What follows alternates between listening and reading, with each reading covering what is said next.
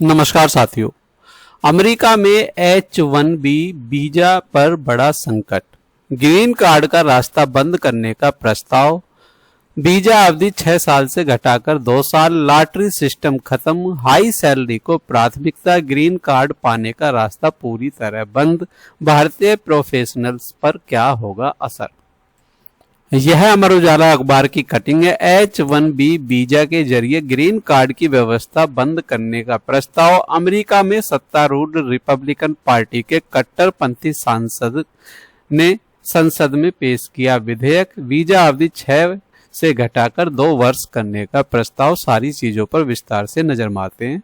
यह समाचार अमेरिका के H-1B वीजा कार्यक्रम में बड़े बदलावों के प्रस्ताव से जुड़ा है।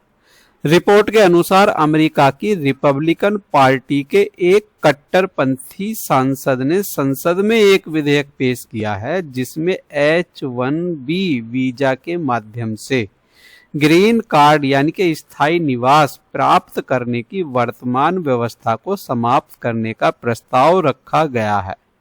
H-1B वीजा मुख्य रूप से विदेशी कुशल पेशेवरों, विशेषकर आईटी, इंजीनियरिंग, चिकित्सा और तकनीकी क्षेत्र के कर्मचारियों को अमेरिका में काम करने की अनुमति देता है। वर्तमान में इस वीजा के आधार पर लंबे समय तक कार्य करने वाले कई लोग बाद में ग्रीन कार्ड के जरिए आवेदन कर सकते हैं, लेकिन नए प्रस्ताव में इस रास्ते को बंद करने की बात कही गई है। विधेयक में यह भी सुझाव दिया गया है कि H-1B वीजा की अवधि को वर्तमान 6 वर्षों से घटाकर केवल 2 वर्ष कर दिया जाए। साथ ही मौजूदा लॉटरी प्रणाली को समाप्त कर अधिक वेतन वाली नौकरियों को प्राथमिकता देने की व्यवस्था लागू करने का प्रस्ताव है। समर्थकों का तर्क है कि इससे अमेरिकी नागरिकों को रोजगार के अवसर सुरक्षित होंगे और कंपनियां कम वेतन पर विदेशी कर्मचारियों को नियुक्त करने के बजाय स्थानीय कर्मचारियों को प्राथमिकता देंगी।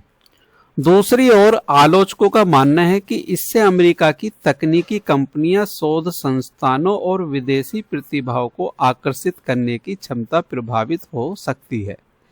यह प्रस्ताव ऐसे समय में आया है जब अमेरिका में कानूनी आवर्जन और रोजगार आधारित वीजा नीतियों पर तीखी बहस चल रही है। यदि यह विधेयक पारित हो जाता है तो भारतीय पेशेवरों पर इसका सबसे अधिक प्रभाव पड़ेगा, क्योंकि H-1B वीजा धारकों में भारतीयों की संख्या सबसे अधिक है। इसके अलावा अमेरिका में पढ़ाई करने वाले विदेशी छात्रों के लिए उपलब्ध वैकल्पिक व्यवहारिक प्रशिक्षण OPT कार्यक्रम को भी समाप्त करने की मांग की गई है। कुल मिलाकर यह प्रस्ताव अमेरिका की आवर्जन नीति को अधिक कमजोर बनाने और स्थानीय रोजगार को प्राथमिकता देने की दिशा में एक महत्वपूर्ण कदम माना जा रहा है। हालांकि इसके आर्थिक और तकनीकी क्षेत्र पर दूरगामी प्रभावों को लेकर बहस जारी है। जानकारी आपको अच्छी लगी है तो वीडियो को लाइक और शेयर अवश्य कीजिए। यदि आपने हमारा चैनल सब्सक्राइब नहीं किया है तो चैनल को सब्सक्राइब कर लीजिए।